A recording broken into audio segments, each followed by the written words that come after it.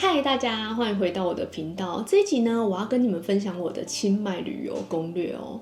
第一次到清迈旅行呢，踩雷的往往不是旅游景点，而是行前策略，像是机票买错班次、住宿住错区域、在机场叫车被坑钱，甚至是网络忘记开通，导致导航迷路。所以我帮你把从台北出发到清迈第一晚躺平所需要的全部决策浓缩成一支影片，你只需要照着做，基本上就不会走冤枉路咯。首先呢，我们来讲讲机票的部分。从台湾飞清迈的话，其实有两种选择，一种是直飞的班机，另外一种是转机的班机。如果是直飞的班机呢，在时段上啊，早中晚的选择都有，分别是不同家航空。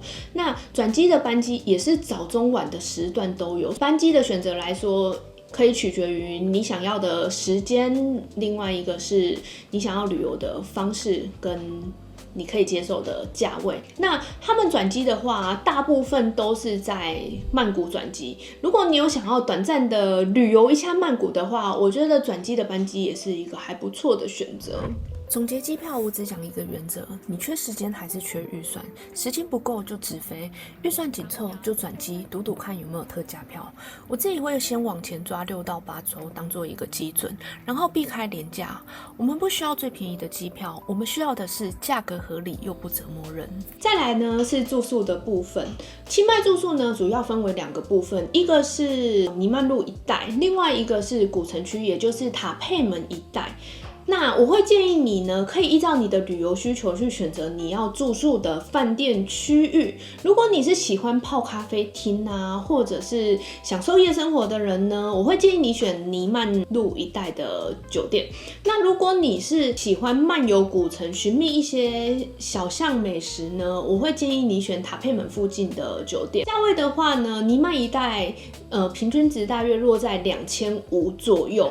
那如果是古城区一带呢，大约是落在1500，甚至更便宜就可以订到楼。我会用一个超偷懒的方式去选法啦。如果白天你的行程呢，大多是在古城区的话，就选择住在古城区。那如果你白天的行程呢比较多是在咖啡厅的话，我就会比较推荐你选尼曼一带，这样你来回可以省下非常多的车资跟时间哦。好，那总结住宿的话呢，其实住哪一个区域啊，没有绝对的对与错，决胜点应该是取决于你想要怎样的清迈生活哟。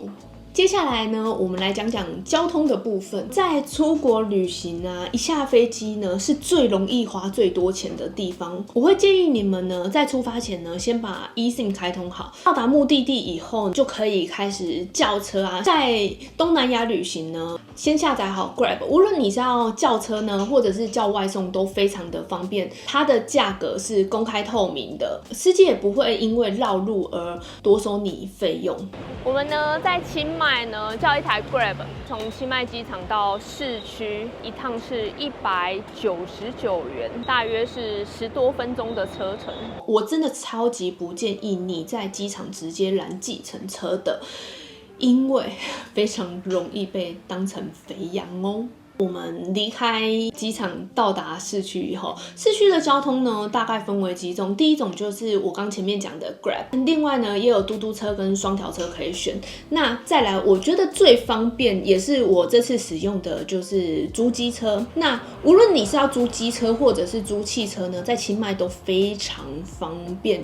如果是租汽车的话呢，一出机场大门啊，你就会看到一整排的租车公司，就可以直接租车，然后开着你的小车在清迈漫游了。那如果你是像我一样只是在清迈的市区旅行的话，租机车会是最方便的。所以说呢，在清迈呢，其实也不一定说一定都要搭乘计程车去前往你的目的地，机车也是一个蛮好的选择哦。接着呢是物价的部分，我先讲一下我的旅游方式好了。我是一个很喜欢挖掘小店，我不是走那种打卡派的人，那我看到的价格可能会比大部分人看到的价格再稍微低一点点，所以我会分享比较多的是小店的物价，就是比较接近 local store 的物价这样子。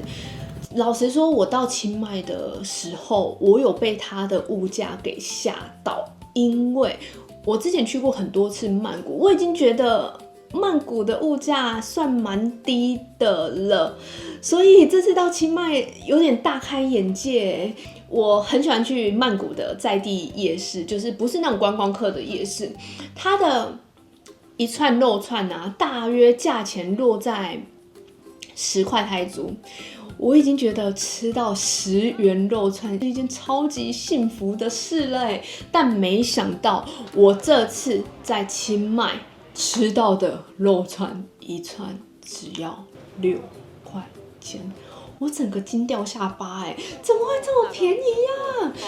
插播一下，这个夜市呢，其实就是我们白天逛的瓦洛若市场，那它到晚上呢，就会变成当地人逛的夜市。在这里呢，价格非常的实惠，那当然价格会因为摊位和时间而浮动，不过你在这里绝对可以逛得很爽，而且买得很踏实哦。然后呢，如果咖啡的话呢，一杯的价钱呢，大约是落在50块到70块之间。那在清迈吃一餐的话，50块到80块，其实就可以吃到还算蛮丰盛的一餐哦。那物价的部分就给你们参考。那当然说，如果你是去一些网美店啊，或者是人气商家，价位可能多个30块左右，你就可以大概这样计算，你需要换多少钱来满足你的消费。其实我个人的习惯就是消费的部分啊，能刷卡的地方就大部分我都会以刷卡为主。以清迈来说，刷卡他们大部分都会收你3% 的手续费，所以你可以自己衡量一下，你是要以现金为主的消费，或者是以刷卡为主的消费哦。我们来讲讲签证的部分。那泰国呢，现在对于持台湾护照的旅客呢，目前是有提供60天的免签入境的一个方案。那因为政策呢，通常都会改来改去，所以我会建议你在出发前呢，可以再 check 一下台湾的外交部公告，或者是泰国的官方公告。那它现在虽然免签呢，可是呢，千万要记得，他们现在有多一个步骤必须要你去完成的，也就是泰国入境卡的部分。入境这段我不会讲一堆规则，我只教你要怎么确保自己不会看错。你要填的是 TDAC 泰国数位入境卡，规则会更新，我建议你在出发1周前再确认一次官方公告。你只要记得先查官方，再按照流程填，就可以丝滑落地哦。填写泰国入境卡是完全免费的，不需要支付任何的费用哦。所以如果他有要你填入什么刷卡资讯啊，代表那个网站是错误的哦，千万不要上当。最后呢，我一定要跟大家推荐一下到清迈旅行呢必做的几件事情。我有做过一集影片，是用清迈的10件事去串起我跟清迈的故事。如果有兴趣的，可以先去看看。那如果要我推荐的话呢，有3件事是我觉得在清迈必做的哦。第一件事呢，一定就是到塔佩门漫步，走在城墙旁边呢，你真的会有一种身心整个松下来，整个人会有一种被重新开机的感觉。所以我非常推荐你可以在下午的时间或者是清晨的时间呢，去塔佩门走走，甚至是买杯咖啡，坐在那里发发呆，看着鸽子飞起又飞落，真的是非常疗愈哦。那第二件事情呢，一定就是吃咖喱面了。与其说它是咖喱面呢，更可以说它是一个清迈非常指标性的味道吧。可以用一句话来形容，在清迈没吃过咖喱面，不要说你去过清迈，这句话真的是非常贴切。这个泰北咖喱面啊，它有别于其他可能日式咖喱，它的味道呢是比较清爽一点点的，但那清爽里面又带有一点点浓郁。我觉得是一个很矛盾的味道，但不是不好吃的那种矛盾哦。这个味道是会让你一再想念的。但有一点我必须提醒你们，就是泰北料理啊，它通常口味会比较重一点点，而且他们的辣度可能会有点重。肠胃可能会有点不舒服。当地人给我的建议是，如果你在吃泰北咖喱面的时候呢，会推荐你带上一瓶牛奶，会让你的胃稍微舒服一点。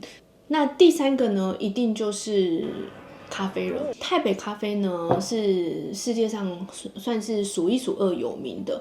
那清迈每家咖啡厅呢都非常有特色，无论是那种网美风啊、工业风啊，甚至是童趣风啊。这个我其实也有做一集泰北咖啡的一个介绍，有兴趣的也可以去看一下哦。那为什么我会特别推荐泰北的咖啡呢？